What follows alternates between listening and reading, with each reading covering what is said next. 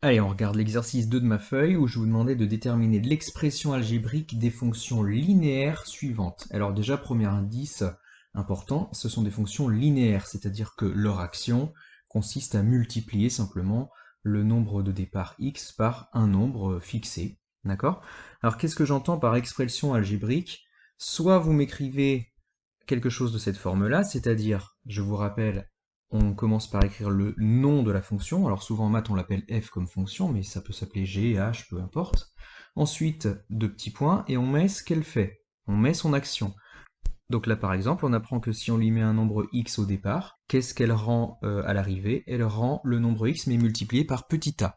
Donc en fait ici, son action, on le voit, c'est de multiplier par petit a. Donc c'est à vous après de déterminer le petit a, bien sûr. Ou alors vous préférez utiliser cette forme-là, que vous utiliserez sans doute la plupart du temps au lycée, qui est bien plus pratique pour les calculs, où on écrit simplement f de x, c'est-à-dire l'image du nombre x par la fonction f, est égal à quoi? Eh bien, est égal à ax, c'est-à-dire a fois x.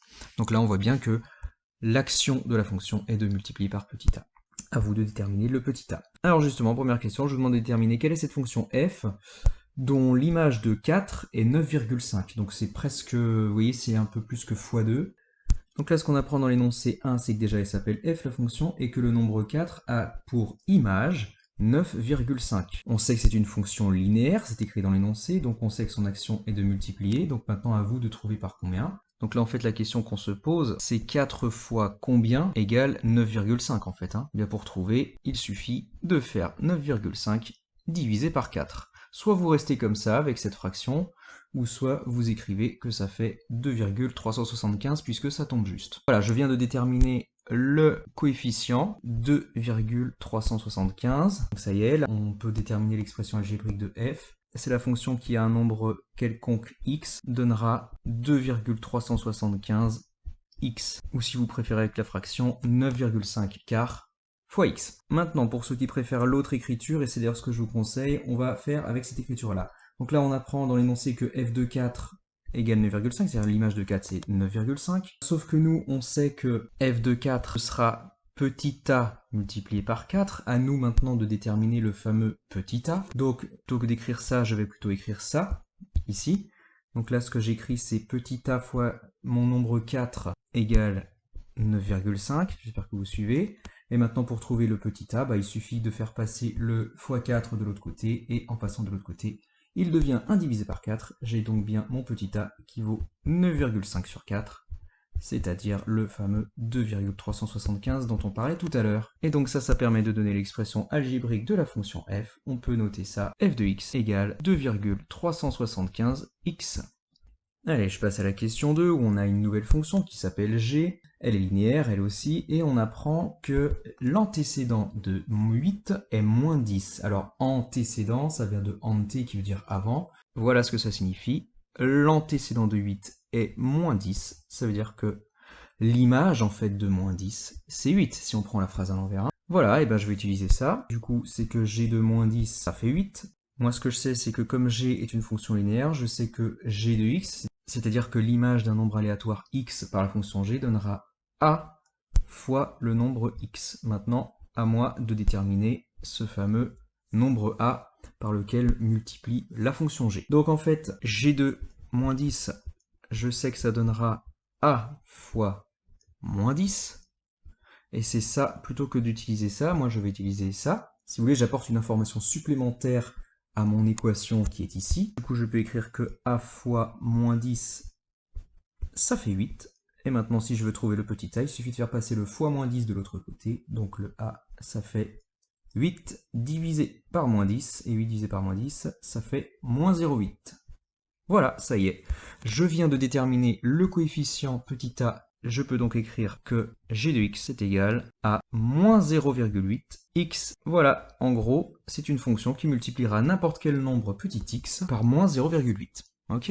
Voilà son action. C'est une fonction linéaire de coefficient moins 0,8. Petit placement de produit pour Alexandre qui vend ses savons à l'orange douce. Voilà, c'est 15 € la savonnette. C'est pas cher, ça fait plaisir, ça vient tout droit de Tunisie, ça reste sur la peau douce. Et en plus, ça sent bon.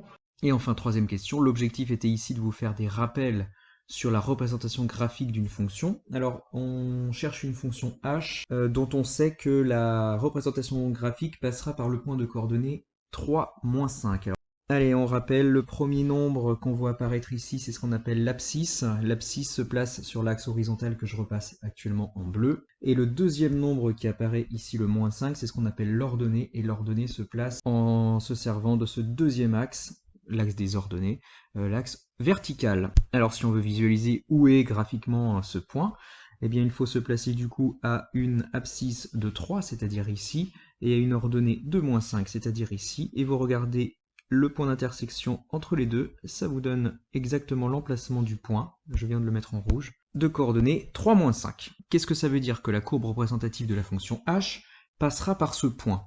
La courbe représentative d'une fonction, ici la fonction h, ce sera l'ensemble des points qui ont pour coordonnées x, h de x. Alors je vous explique ce que ça veut dire. C'est-à-dire que tous les points de la courbe auront ici en abscisse le nombre que vous avez rentré au départ dans votre fonction. Voilà, ce sera le nombre de départ. Et en ordonnée, ici, l'image de ce nombre, c'est-à-dire le nombre de sorties. Ok?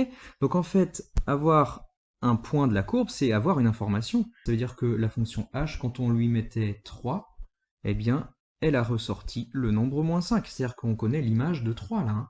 C'est moins 5. Si vous suivez ce que je viens de dire, regardez, voilà, je suis en train d'adapter. Ici, notre petit x, c'était le nombre 3. On sait que la deuxième coordonnée, c'est forcément son image. Et là, on apprend que son ordonnée, en fait, c'est moins 5. Bah, ça veut dire que h de 3, c'est-à-dire l'image de 3 par la fonction h, c'est moins 5.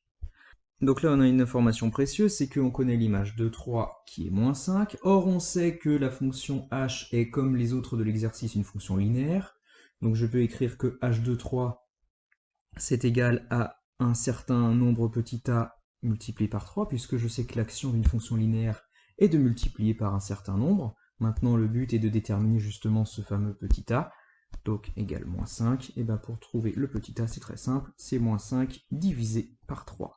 Là, je vous conseille de rester avec la fraction parce que ça ne va pas tomber juste.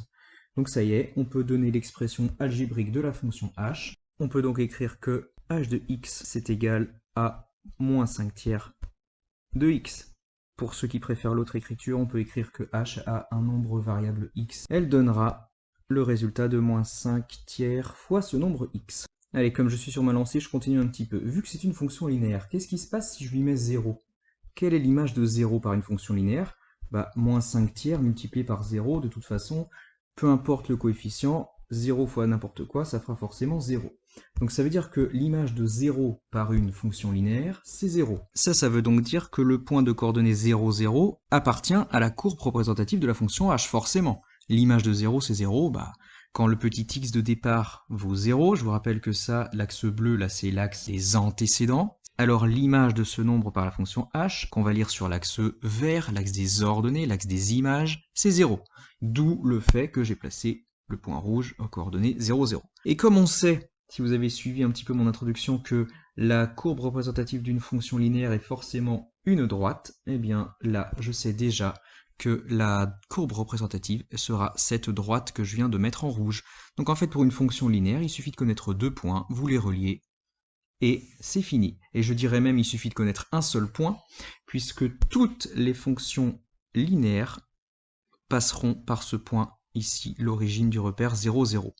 Donc en fait, il suffit de connaître un seul unique point, ici c'était celui-là, vous reliez, et vous avez votre droite.